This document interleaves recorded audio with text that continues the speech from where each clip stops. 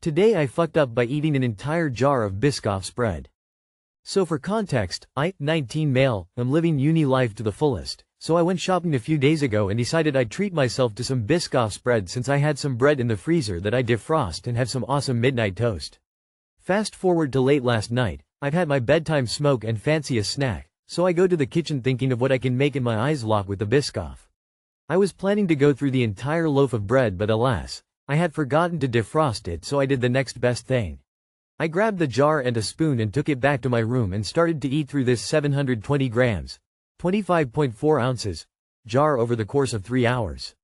I felt completely fine until I put the spoon down. That was when the stomach cramps started and only proceeded to get worse. I managed to get to sleep and all was fine through the night. Then I woke up at 7:30 a.m. crowning and had to rush to my bathroom, where I was stuck for the next 45 minutes. Too long did not read. Ate 720 grams of Biscoff equivalent to 4k calories whilst stoned and almost shat myself in the night. Too much of a good thing almost always leads to a bad thing. You consumed 264.96 grams of sugar and 274.32 grams of fat if my math checks out. Respect. 4,000 calories from a jar will do that. This reminded me of how I once ate 1.6 kilograms of condensed milk over 2 days as a teen. Couldn't resist at the time and was very regretful after. I kept thinking I was going to get diabetes and die. You should try sugar-free gummy candy next. Can't really blame you, it's Biscoff. After I ate it for the first time I was obsessed with it for months. Better to keep it out of sight. Curate, edit, typo. Today I fucked up by dropping my son's Lego Millennium Falcon. There's not much more to tell than the title really. My youngest was dragging his heels getting ready for school this morning and I was trying to get him sorted, and when I asked him where his jumper was he said it was on his shelf. I reached over and grabbed the end of the offending article and pulled, not realizing that the Lego Millennium Falcon that he'd only recently finished building from Christmas was sitting partly on it. So I tug, and in slow motion, the Falcon slides in. I quickly reach out to grab it before it hits the floor, only to flip it up against the wall with even more force than the gravity pulling it down. Smash! I turn around and my son's eyes are filling with tears and I feel like the worst human being ever. He runs out of the room to his mom who is getting ready for work while I stand there like an absolute idiot. He then refused to let me speak to him before his older siblings walked him to school still sobbing away.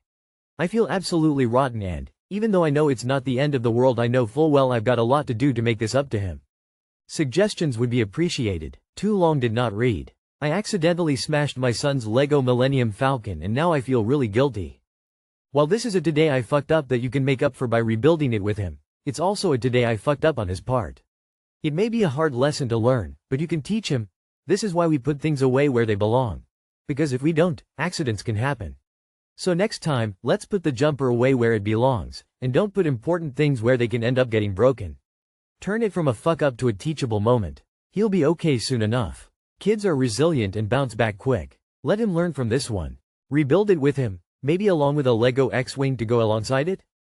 It's okay, Harrison Ford did it too. Rebuild and make it a fun bonding activity.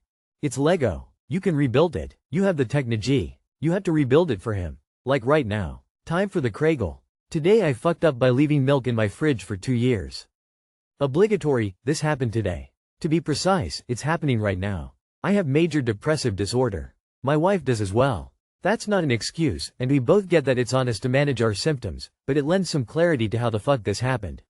Basically, we're both easily tempted by procrastination. Living alone together with no dependence doesn't exactly help to kick our asses into gear, so it's calamity level or put-offable, basically. We don't use a lot of milk, but we get into short bursts of trying to cook, so once in a while we'll try grabbing some ingredients like eggs, milk, butter, etc., and then end up tossing it half-used. We aren't proud of it, and try to minimize our waste. But this milk we decided to be bold, and get the big jug. As always, we went through about half, then stopped. We should have thrown it out. We know we should have. For a little while, it was okay.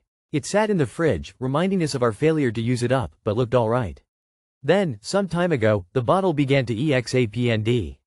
We didn't notice at first, because it happened so slowly. I guess the bacteria was beginning to let off some gas. That's when we said, we should probably deal with that soon. Spoiler alert, we did not. Then, sometime after that, it was about double its original size, and we started worrying it would burst. You'd think that's when we'd toss it, right? Nope. Just started giving it a wide berth in the fridge, worried that any sudden movement would have our fridge looking like a bad porno set and smelling about as bad. So we stopped cooking at home, got takeout, and pretty much didn't use our fridge at all. Why? I honestly couldn't tell ya. Cut to today. Wifey wants to cut back on bad habits and grabs a bunch of groceries. Starts to put them all away and, immediate gagging. Not only had the milk burst, covering everything else in the fridge, but we had get this 11 more half milks of various sizes that we just, I dunno, forgotten. Calamity level had happened. Wife took on the task of dumping every dubious liquid, while I tossed everything in the fridge. We managed to save a shelf's worth of items, and the rest had to go. The next step is wiping down the inside of the fridge, which wife is insisting on doing because as luck would have I am also down with a nasty flu RN, which we earnestly believe is connected to at least one of the various new cultures we've grown in our depression fridge. TLDR. Postponed dumping some spoiled milk, and now have to toss everything in my fridge. A smaller fridge might be easier to manage if yours can fit 12 containers of milk with space for more food. Frowning face. I'll dump out a 6-hour-old, half-drank kid's bottle of milk and it makes me gag. Fucking hell, made 2 years? I'd rather burn the house down than clean that fridge. That stank permeates. I wouldn't be saving a shelf's worth of anything after that. I know what sub I'm in, so I won't rag on you too hard, but you two have a serious problem and need help. Nothing about this story is normal. Also, takeout every day is a huge waste of money. GIF, Giphy, Entor 7XLVDUDQM. Have you considered switching to almond milk instead? It'll last a lot longer in the fridge than the dairy-based stuff. Powdered milk, make as needed. I make 2 cups a time as only 2 of us. Most recipes call for 2/3 to 1 1/3 cup of milk. Today I fucked up by setting an alarm. So I'm a teenager. And I, sometimes, have some very stupid ideas. Like the last night, when my parents confiscated my phone like they do each night, and my dumb ass decided it would be a good idea to prank them. By setting an alarm, at 5 a.m. In my, very meager, defense, my parents wake up before then, so I didn't expect it to be that inconvenient.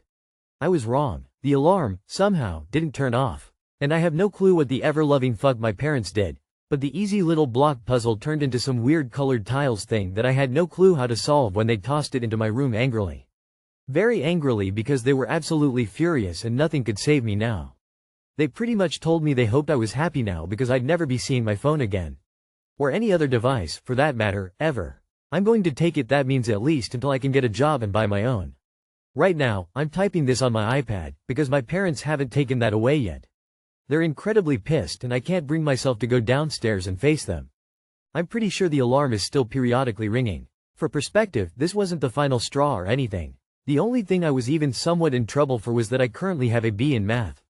All of this came solely from the alarm. Almost all of my hobbies are things I do online or on a device.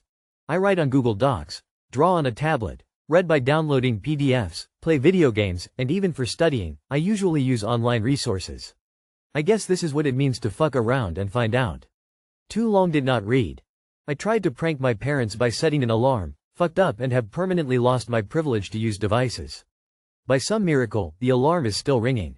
I've never heard of this issue your alarm is having. Sounds like you need to win a game of Tetris to turn it off or something. At least while your parents have the phone, it's their problem now. Your parents are kinda shitty and handle emotions like a teenager. That's not healthy. How can they hold you to high standards while not managing themselves? My wife and I moved into a house that had an alarm system that, of course, required a subscription to use. We didn't bother with it, but they had left a remote panic button behind. Well, dumb me gave in to the irresistible urge a few months later and pushed the button, followed by running around for 15 minutes trying to figure out how to turn it off.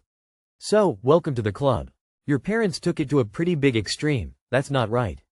Even if your hobbies aren't on a phone, in this daily and age, not having a phone really limits the heck out of you. It's crazy. I thought my parents were bad for grounding me for a, see, yikes. Your orants sound, kinda abusive bro.